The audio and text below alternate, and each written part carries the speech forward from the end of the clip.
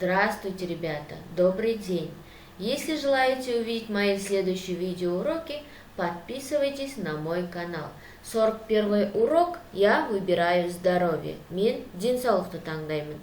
Ты будешь учиться пересказывать текст, соблюдать последовательность событий, определять единственное и множественное число глаголов. Сен мәтіннің түсінігін айтуды үйренесің және рет-ретімен айтасың. және көпше-жекеше түрдегі етістіктерді анықтайсың. Упражнение первое. Прочитай текст. Что делает Санат, чтобы быть здоровым? Санат дені сау болу үшін не істейді? Я правильно питаюсь, всегда закаляюсь, много улыбаюсь и спортом занимаюсь. Мен дұрыс тамақтанамын, денсаулығымды нығайтамын, көп күлемін және спортпен айналысамын. Глаголы какого времени есть в этом стихотворении? Поставь к ним вопросы. Бұл жердегі етістіктер қай шақта тұр және сұрақ қоямыз.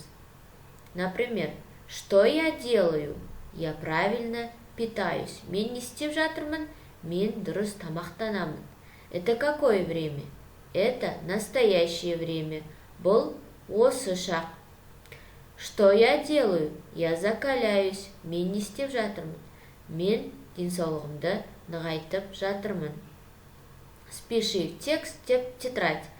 Бұл мәтінді дәптерге жазып аламыз. Идем дальше. Упражнение второе. Рассмотри картинки по порядку. Расскажи, что делает Санат, чтобы быть здоровым. Суретті қараймыз. Және Санат дені сау болу үшін не істейді? Первое. Что он делает? Рано встает, ерте тұрады.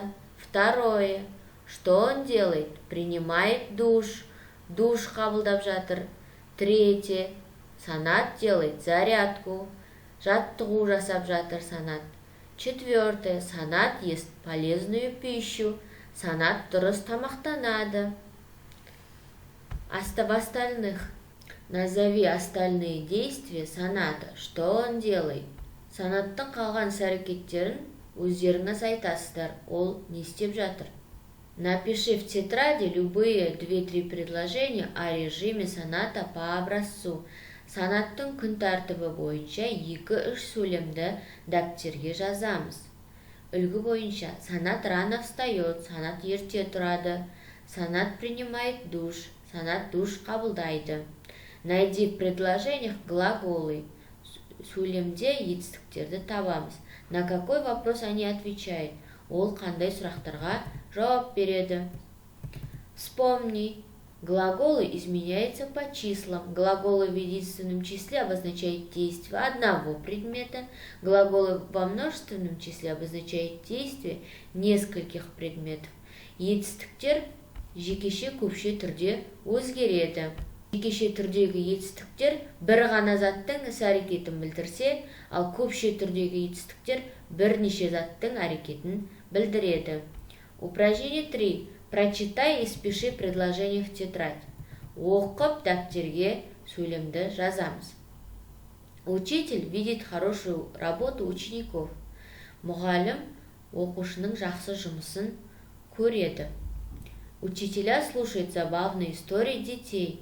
Мұғалімдер балалардың қызықты әңгімесін тыңдайды. Учитель улыбается детям. Мұғалім балаларға күлімдейді. Учителя любят каждого ребенка. Мұғалімдер әрбір баланы жақсы көреді.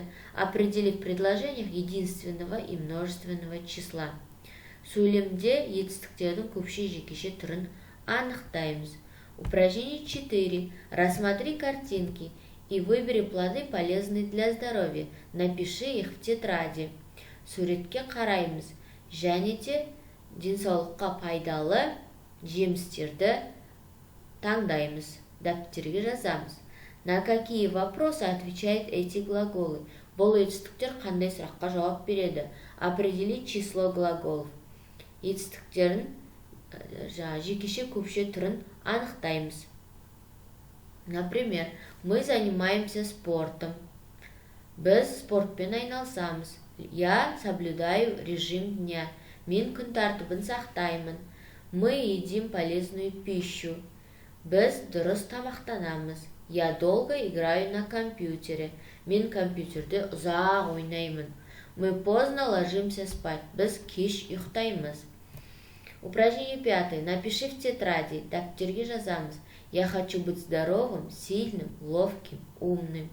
Мен денім сау, мықты, епті, ақылды болғым келеді. Урок окончен, ребята. До свидания. Спасибо за внимание.